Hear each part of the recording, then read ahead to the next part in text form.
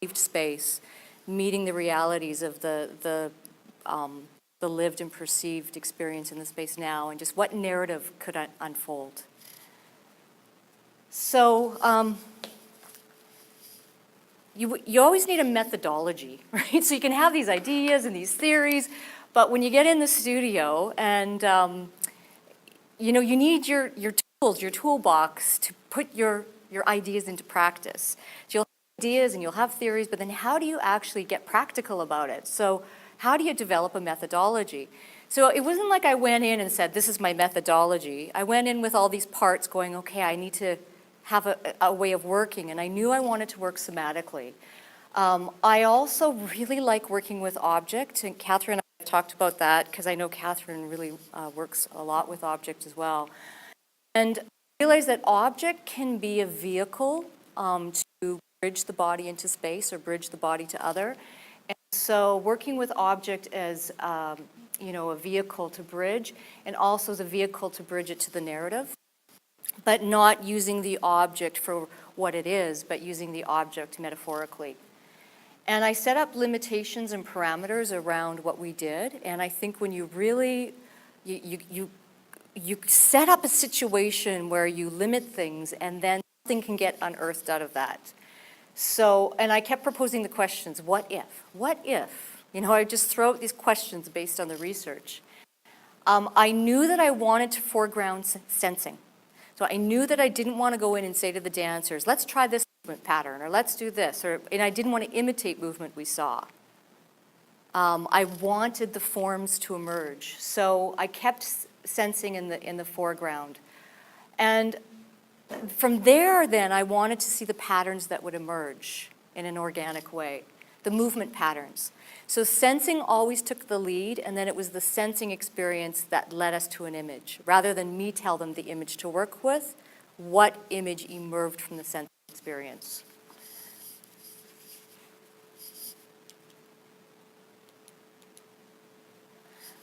I soon began to realize in my methodology that the craft was in the setting up. So setting up an event for my dancer or dancers, and that the skill was in developing or when to extract and pull out the movement that revealed something other. So I would have to start to witness the movement, and the skill became in pulling out movements that revealed a something other or revealed an unknown.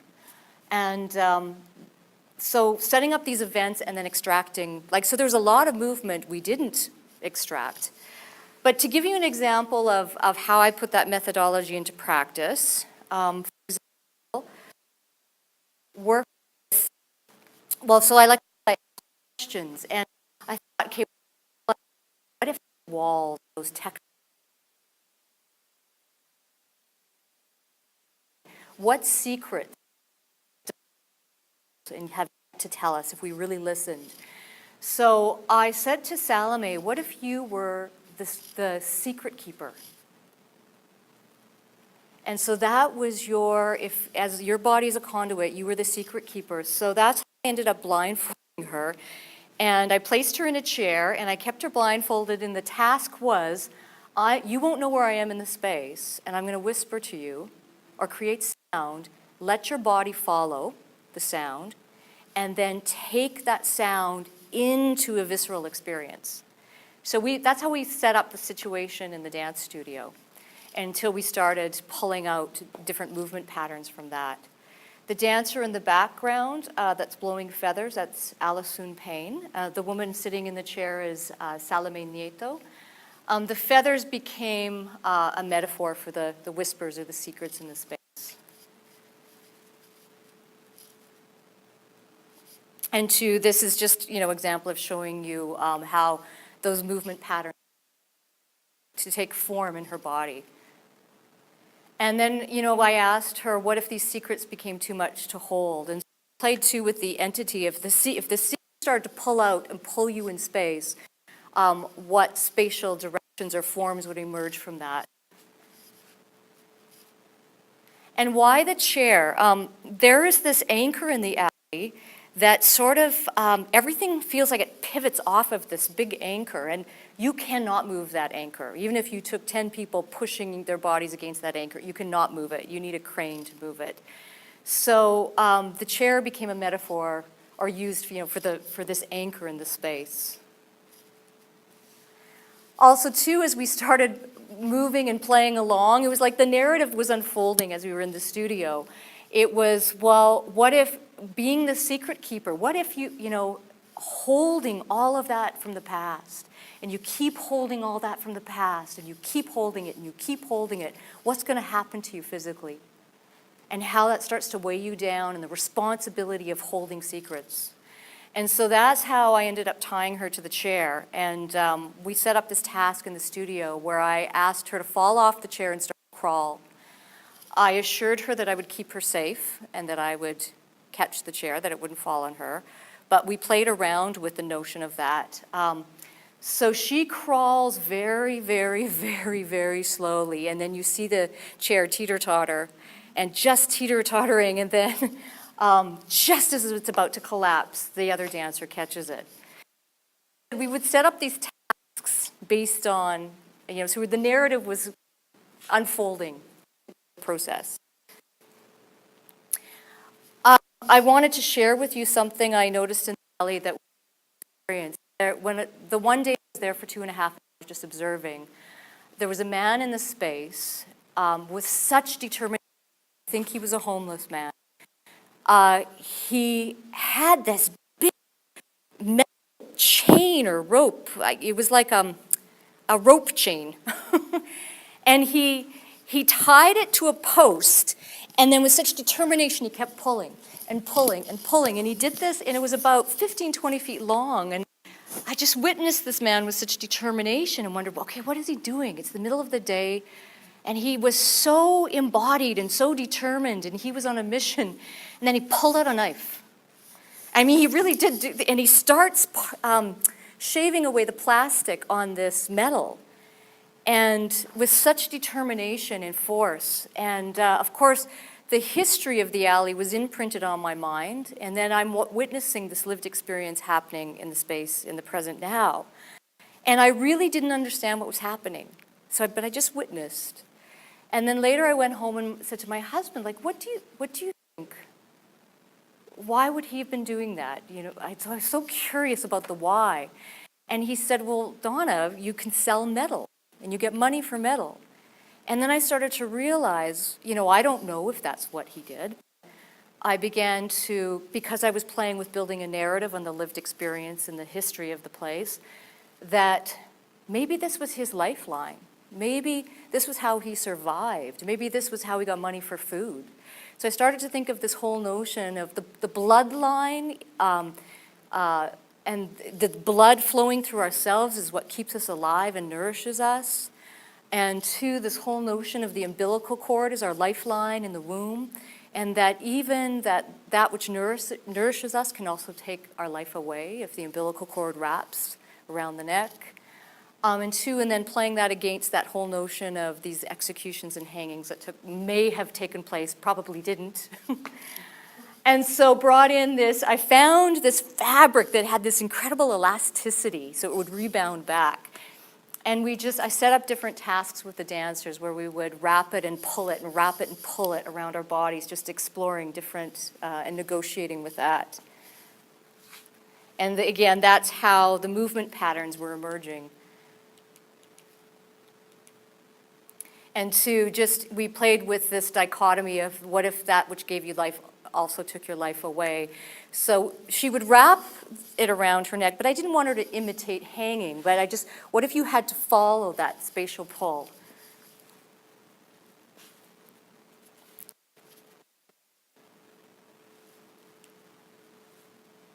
These are just different images from that exploration. And then this whole notion of taking someone out of their sense of their space, which has become their sense of place, and just moving them. So there's social housing there, and the city is looking at developing the space, and there's been a lot of talk and negotiation of what do we do with the people that live there.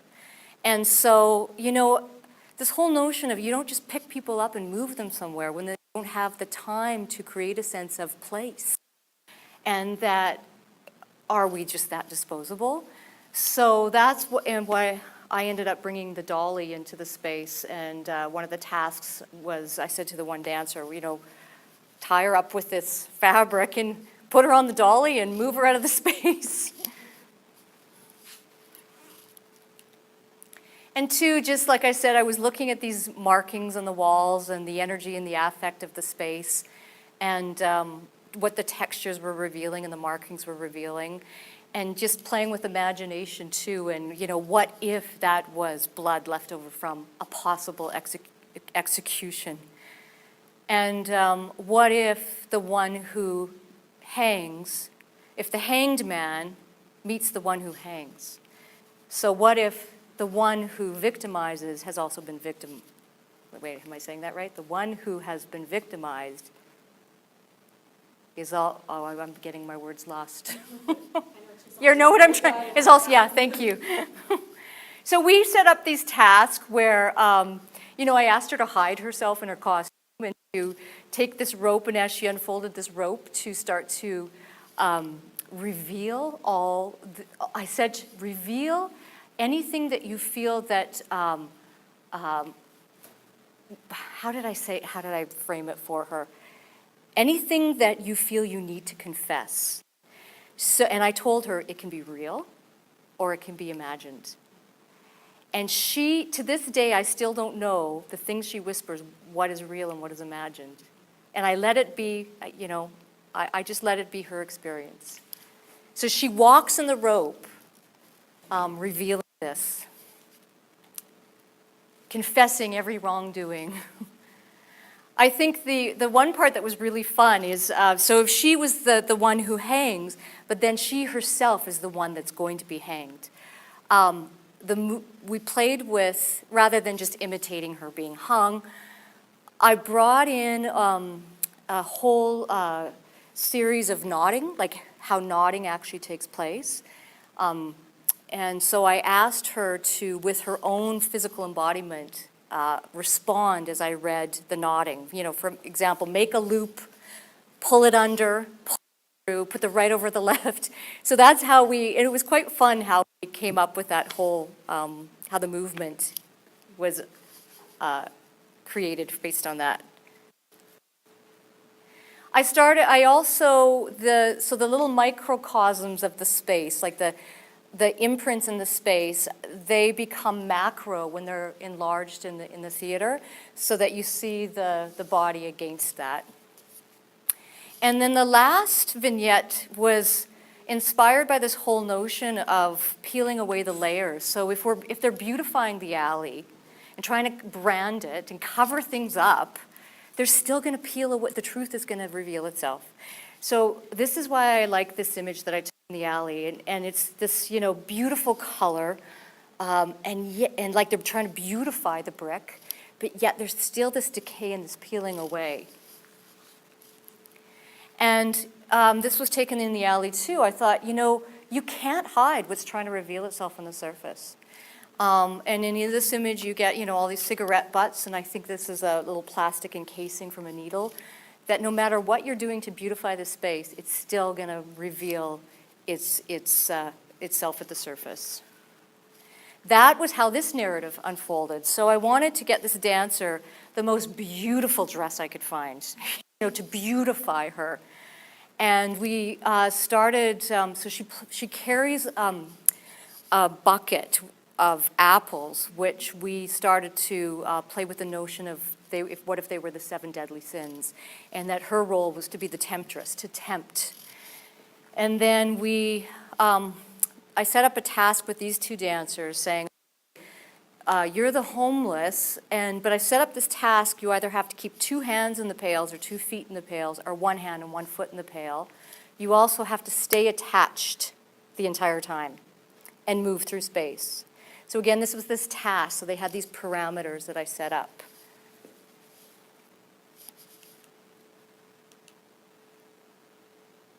So these are just images from that vignette.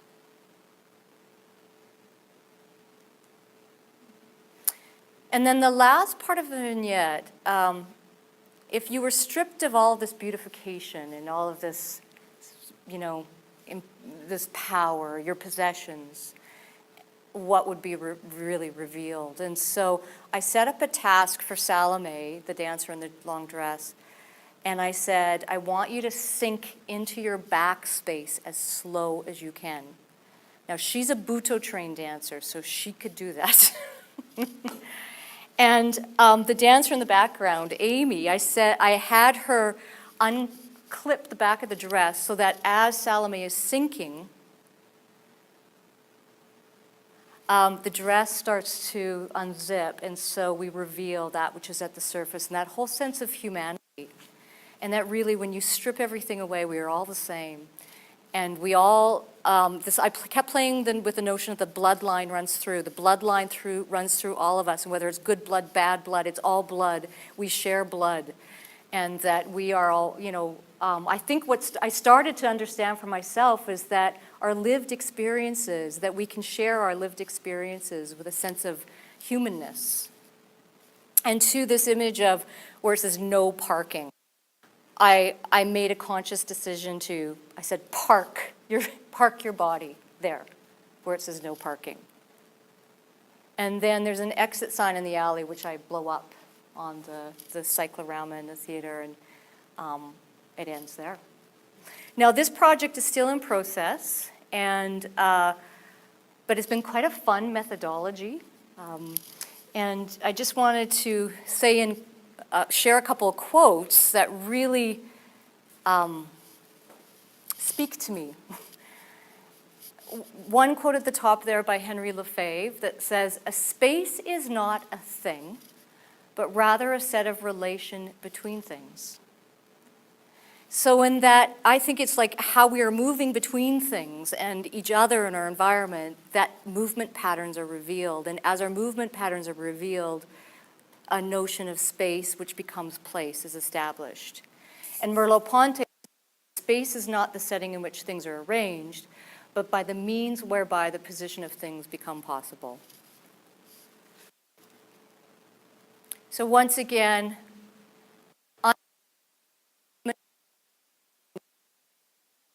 moving in relation, and at how when these patterns are repeated through time, they start to reveal a sense of place, or what I think of as a corporal topography. That, coming back to what I said at the beginning, that the body and the space are in constant dialogue, and the space is imprinting on the body as much as the body is imprinting on space.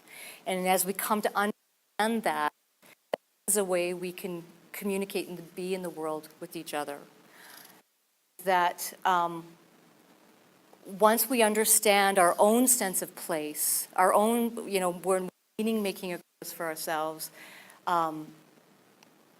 that then we can be with other in regards to your sense of place, my sense of place, and that can even inform new place. So I keep asking myself, why this project? Okay, why? Why are you doing this? And I'm realizing that if we do keep revealing the hidden and bring it forward, we can negotiate a new sense of place together. And that maybe like through listening to each other and listening what our sense of space and place is, that we can come to a greater understanding. So I will end it there and just leave a few minutes for questions. Yeah. Well, first, thank you. Oh, thank you for having me.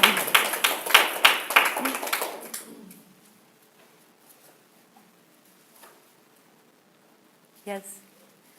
I thought this is fascinating. Like, if I didn't hear you walking us through this creation process, and if I just watched the YouTube clips or the entire creation of the dance, I wouldn't understand the way I do now. I just feel fascinated by the story behind creating this creative pieces. It's so powerful. So that's what the comment I want to say. Okay. And I also wonder about the notion of space, place, as if they don't have such clear lines, right? No, and I would say it's so, it's like this. There's no clear line of this is space, now this is place, but that And even in the, and when is the moment of carving? So I'm not sure if at the very beginning, you may not have heard me say that I think of space as mobile and changing. But then as through that mobility and plasticity, is that how you?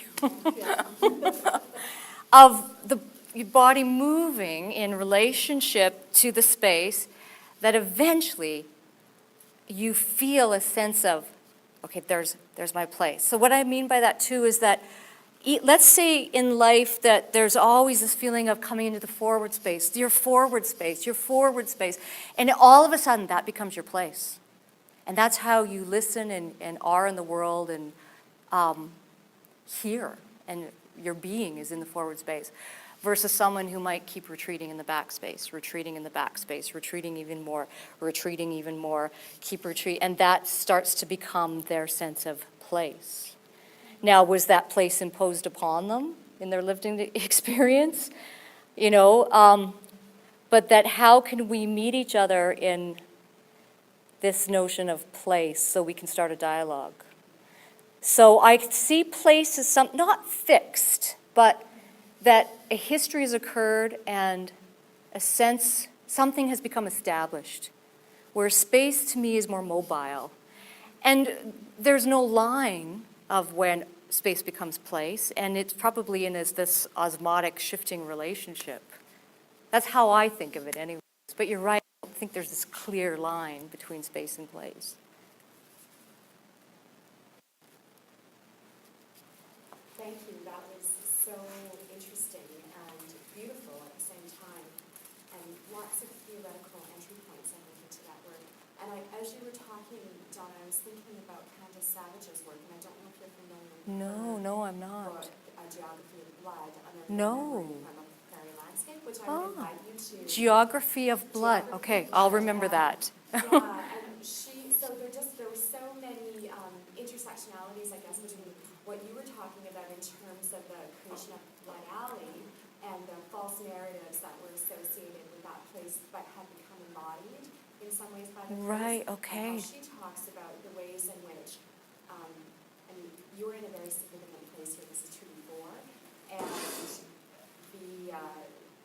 there are many sort of overlaid narratives here, but one of the significant dominant historical narratives is that this place was empty and open for settlement. And so Right. she maps sort of her experiences engaging with place and space in East End, Saskatchewan, where there were significant massacres of Indigenous peoples, and yeah. also massacres of buffalo, which were the livelihood of Indigenous peoples in that space. And so anyway, there just were so many interconnections between what you were talking about in the context of Blood Alley and this beautiful choreographed piece of work that came out of your engagement with that, and some of what she talks about too. So And tell me her name again? Candace Savage. Candace Savage. She's an Okay. academic at the U of S. I think she's an English professor. Is she Chinese?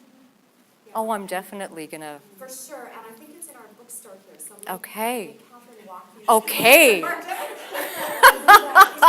We will walk to the bookstore. But the interesting thing about what you're saying, Jennifer, because you met us on Monday, and you were planning to drive me back to do Right. some improvisational work there and to transfer some of these methods to that site, and we just know that. But that just means I'll come back. That just means that we're just circling in to actually do that work here. Yeah, and I wonder what a performance might look like based on your engagement with some of what this place has to say. Well, this piece has not been performed publicly. This has all been I'm still in process. And I just started with my curiosities and decided I'm not going to worry about performance. I'm not going to worry about product. I'm just going to start with my curiosities. Now, I started with an urban space. And it all began because I actually thought we would perform in the alley, in the space, and what I soon learned is if I did, I was imposing on the people who were in the alley. That who was I to come in there and perform? And it felt like I would be imposing. So I immediately shifted my focus. Didn't feel right.